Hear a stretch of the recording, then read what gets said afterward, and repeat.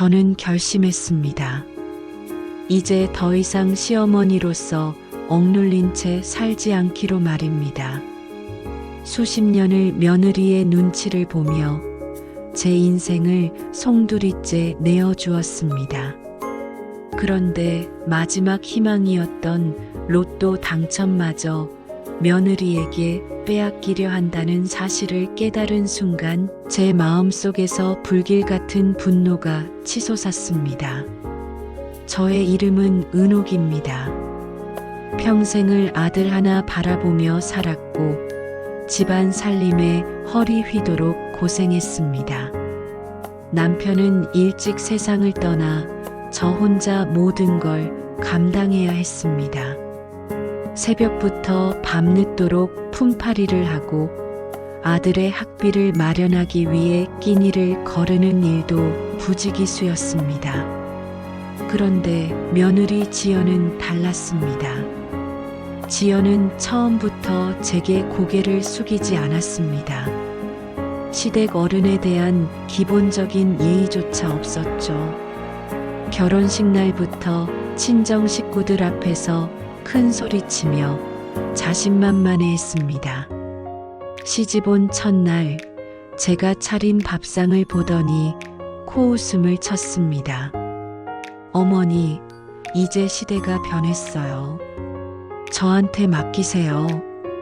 처음엔 젊은 사람의 당당함이라고 넘겼지만 그것이 단순한 당당함이 아니었다는 걸 곧 깨닫게 되었습니다. 지연은 제가 수십 년 동안 지켜온 집안의 규칙들을 하나씩 무너뜨렸습니다.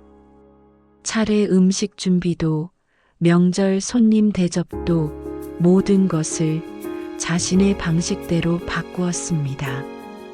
그러던 어느 날 제 인생을 바꾸는 일이 벌어졌습니다. 우연히 산 로또 한 장이 1등에 당첨된 것입니다. 당첨금은 무려 15억 원. 저는 눈을 의심했습니다. 가슴이 터질 듯 뛰며 새 삶을 꿈꾸었습니다. 이제야 조금은 제 몫의 행복을 누릴 수 있겠구나 싶었습니다. 당첨 확인을 위해 복권방에 다시 갔을 때 사장님도 깜짝 놀라며 축하해 주셨습니다. 저는 벅찬 마음으로 친구 순자에게 전화했습니다. 하지만 이 기쁨은 오래가지 않았습니다.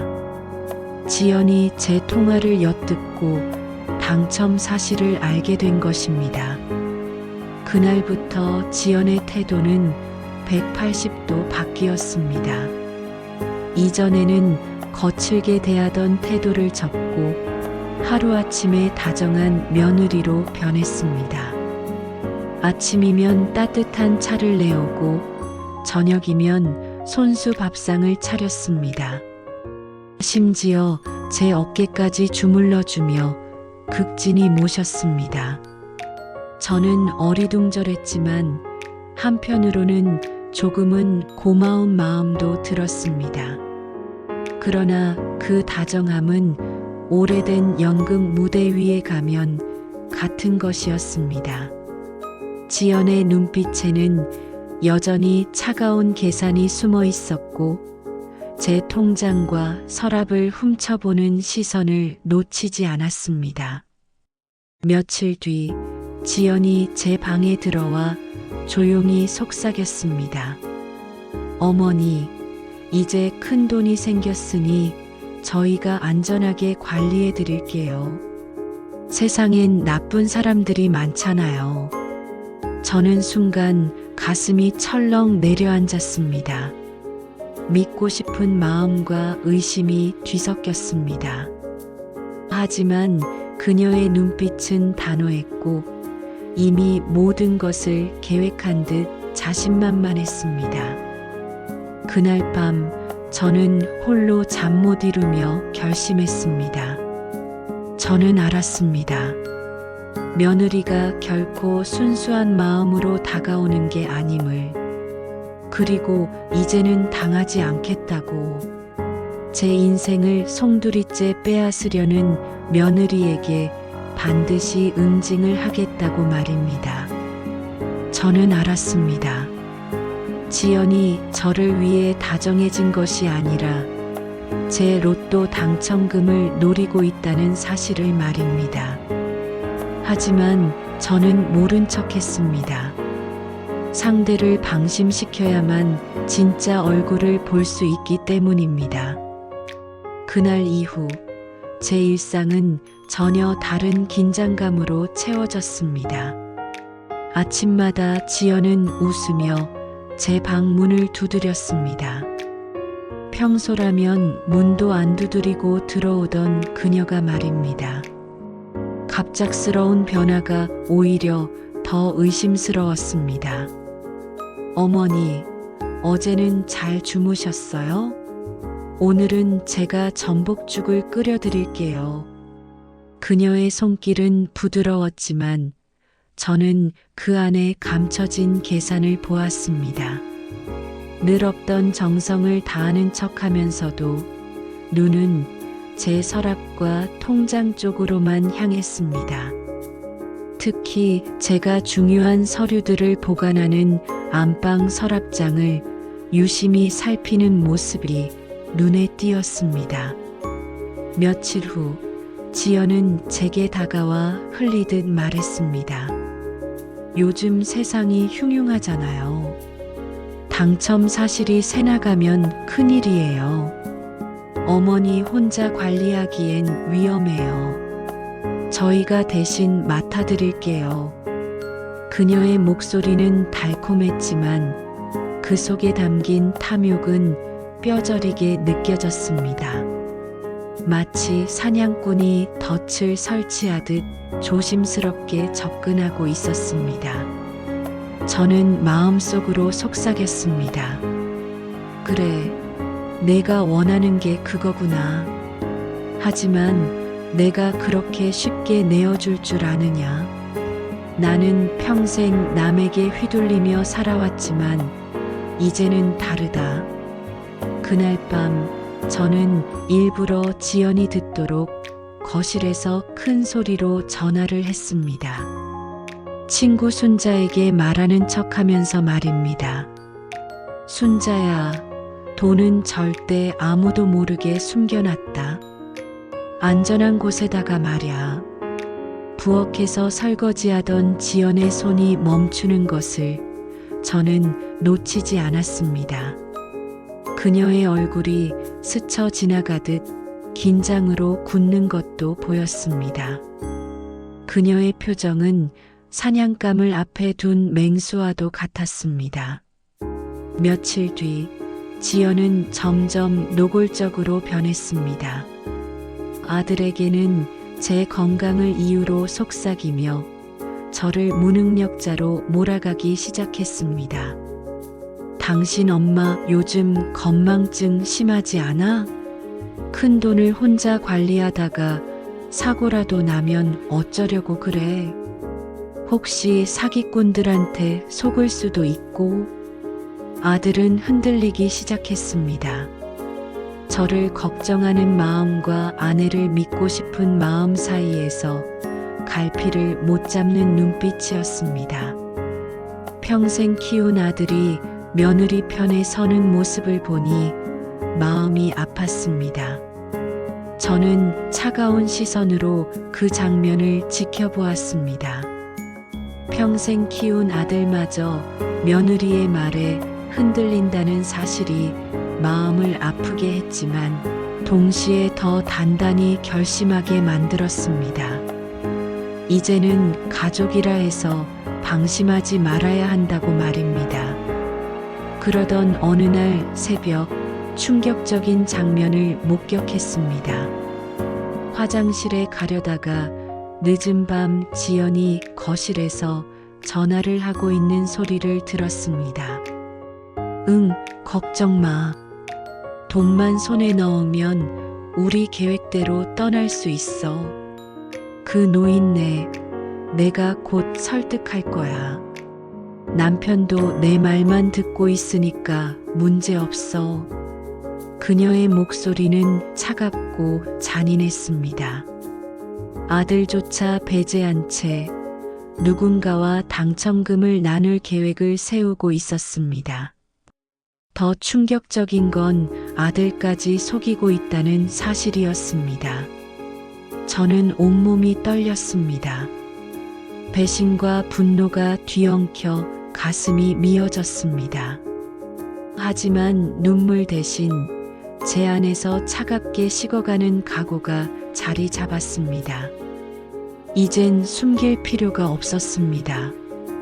저는 결심했습니다. 지연이 더 이상 제 삶을 망치지 못하도록 반드시 그녀를 무너뜨리겠다고 말입니다. 저는 깨달았습니다.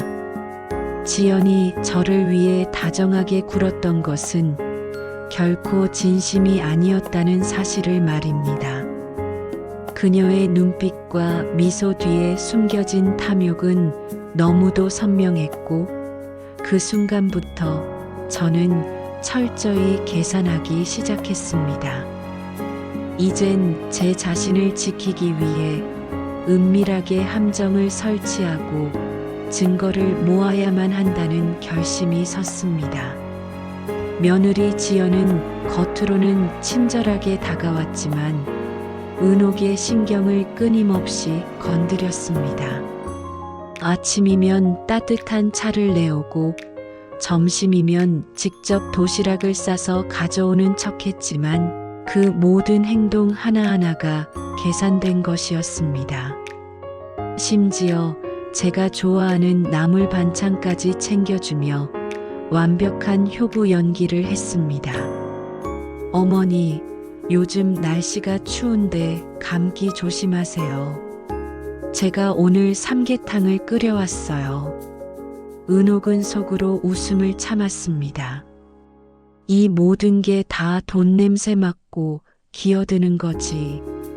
평소 라면 하나 끓여주지 않던 며느리가 갑자기 삼계탕까지 끓여온다니 얼마나 절실하면 이 정도까지 하겠습니까? 며칠 후 지연은 아들 몰래 은행 관련 서류들을 챙기며 이상한 움직임을 보였습니다. 은옥은 일부러 거실에서 그 모습을 훔쳐보았습니다.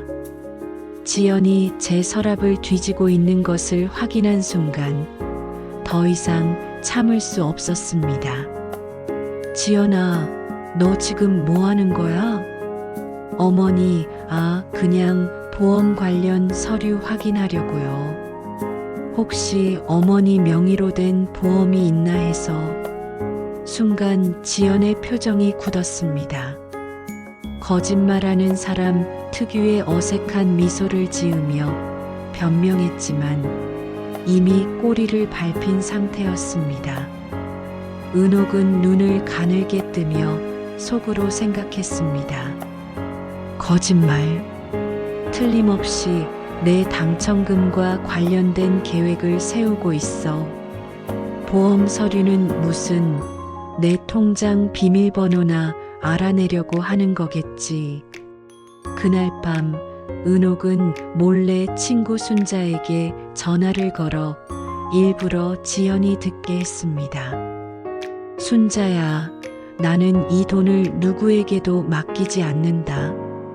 절대로. 내가 직접 관리할 거야. 혹시 모르니까 여러 곳에 나눠서 숨겨뒀어. 부엌에서 이를 엿들은 지연의 눈빛이 순간 흔들리는 것을 은옥은 놓치지 않았습니다. 좋아, 방심했군. 이제 본색을 드러낼 시간이야. 하지만 지연도 만만치 않았습니다.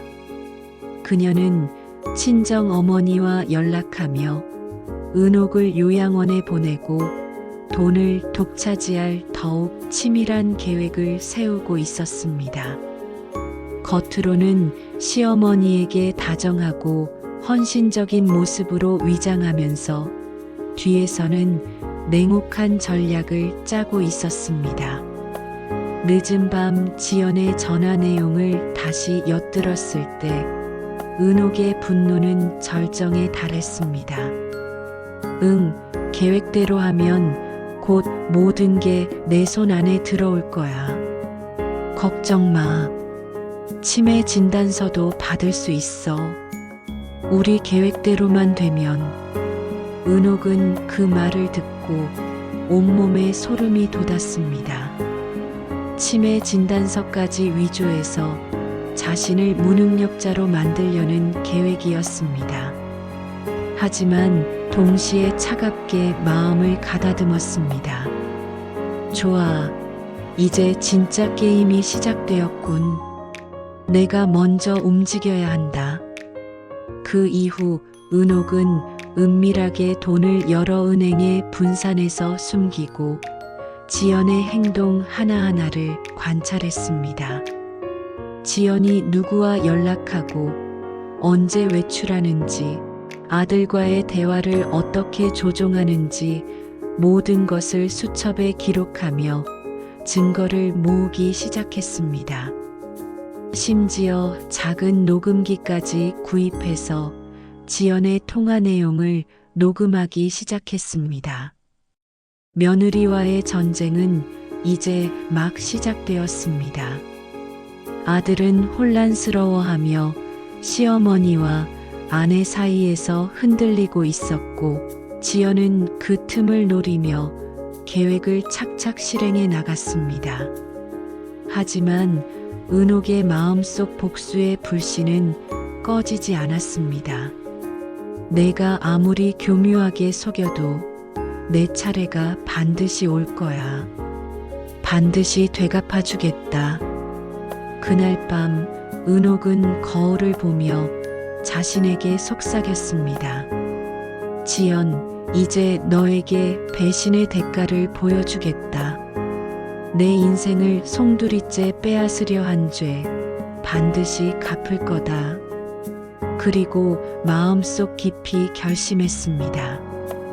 이제 숨지 않고 계획적으로 움직이며 복수의 첫걸음을 내디딜 것이라고.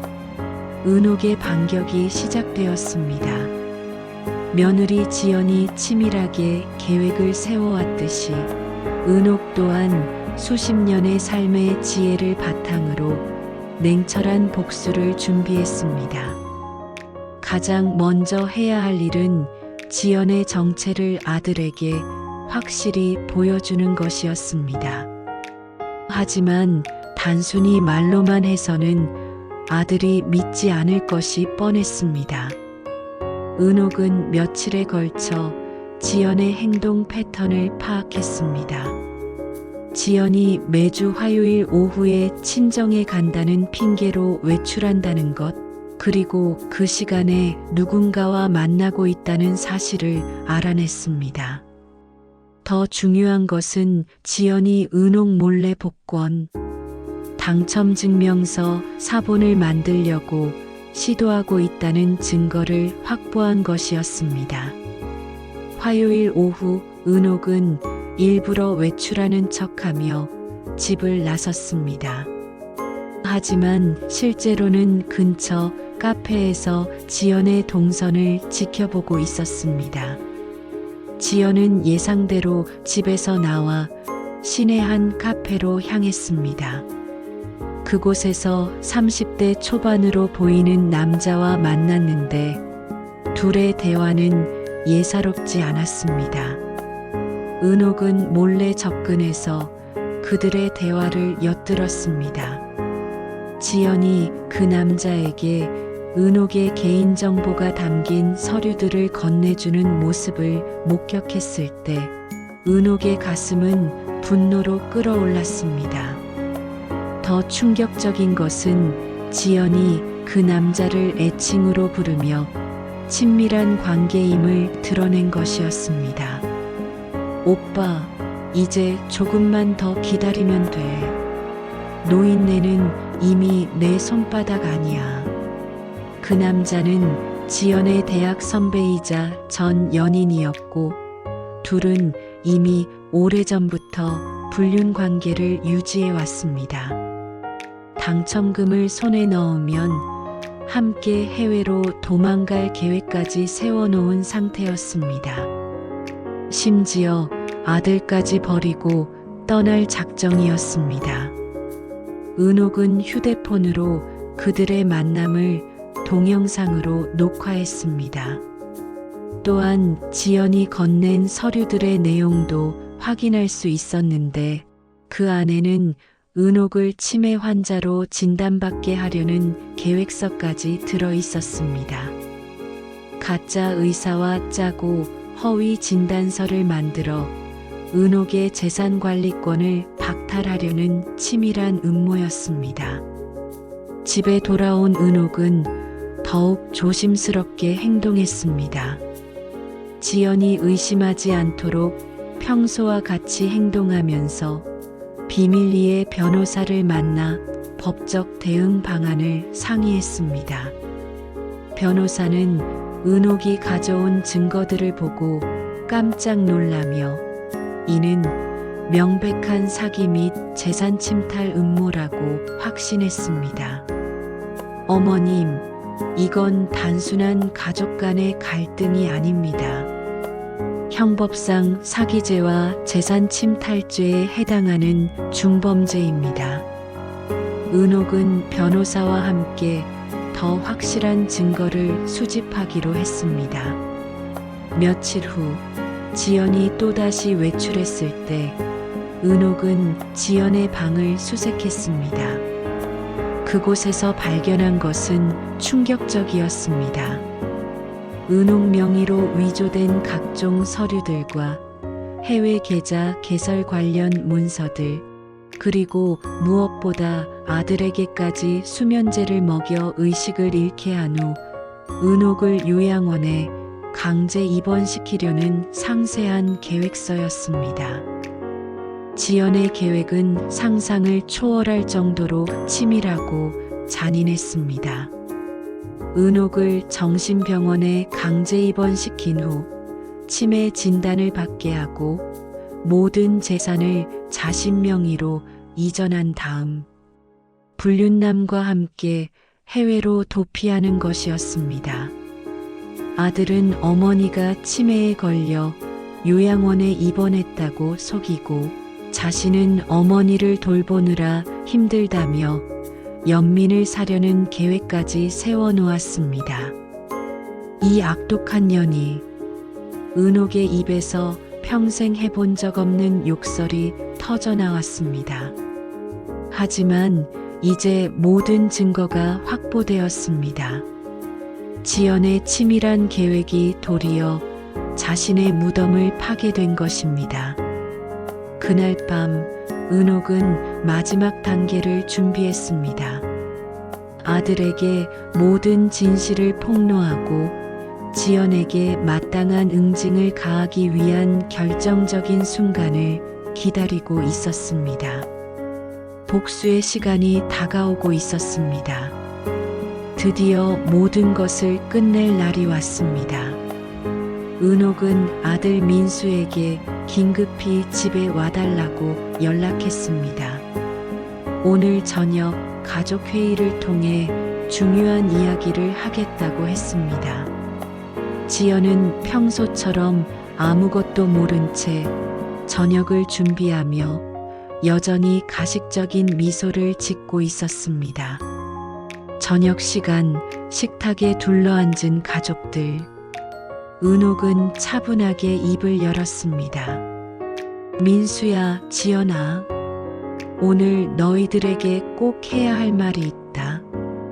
민수는 어머니의 진지한 표정에 긴장했고 지연은 여전히 여유로운 표정이었습니다. 혹시나 해서 준비한 연기를 시작할 준비도 되어 있었습니다. 먼저 이걸 봐라. 은옥은 태블릿을 꺼내 지연과 불륜남이 만나는 동영상을 재생했습니다. 카페에서의 미래, 친밀한 대화, 그리고 서류를 주고받는 장면까지. 민수의 얼굴은 순식간에 창백해졌고 지연은 당황한 기색을 숨기려 애썼습니다. 어머니, 이게 뭐? 아직 끝나지 않았다. 은옥은 냉정하게 말하며 지연의 방에서 발견한 서류들을 꺼내 놓았습니다. 위조된 각종 문서들, 해외 도피 계획서, 그리고 가장 충격적인 은옥을 정신병원에 강제 입원시키려는 계획서까지. 이것도 봐라. 내 아내가 나를 미치광이로 만들어서 정신병원에 집어넣고 내 돈을 모두 가로채려던 계획서다. 민수는 서류를 들여다보며 믿을 수 없다는 표정을 지었습니다. 아내가 이런 치밀한 음모를 꾸미고 있었다는 사실을 받아들이기 힘들었습니다. 지연은 마지막까지 발악했습니다. 어머니, 오해예요. 제가 언제 그런 계획을... 닥쳐라. 은옥의 차가운 목소리가 방안을 얼어붙게 했습니다. 나는 이미 변호사와 상의했고 경찰에 신고할 준비도 다 마쳤다.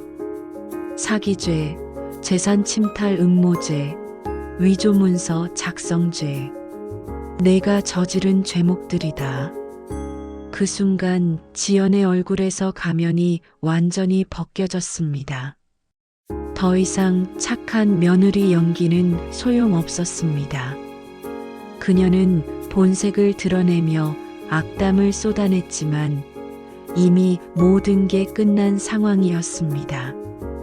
결국 지연은 집에서 쫓겨났고 불륜 상대와 함께 법정에 서게 되었습니다.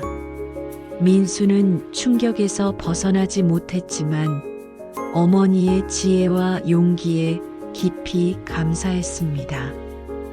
은옥은 마침내 자신의 인생을 되찾았습니다.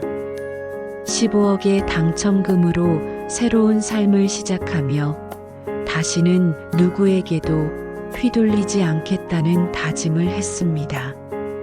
진짜 승리는 돈이 아니라 자신을 지켜낸 용기였습니다. 여러분, 은옥 할머니의 이야기는 어떠셨나요? 나이가 들어도 약해 보여도 우리는 결코 만만한 존재가 아닙니다. 때로는 가장 가까운 사람이 가장 큰 적이 될 수 있지만 포기하지 않는 의지와 지혜로 반드시 이겨낼 수 있습니다. 은옥 할머니처럼 마지막까지 자신을 포기하지 마세요. 여러분의 인생은 여러분이 지켜야 합니다. 진정한 행복은 남이 주는 것이 아니라 스스로 쟁취하는 것입니다. 오늘도 힘내세요. 여러분 모두가 인생의 주인공입니다. 댓글로 여러분의 생각을 들려주세요. 재밌게 들으셨다면 좋아요, 구독, 알림 꼭 부탁드립니다.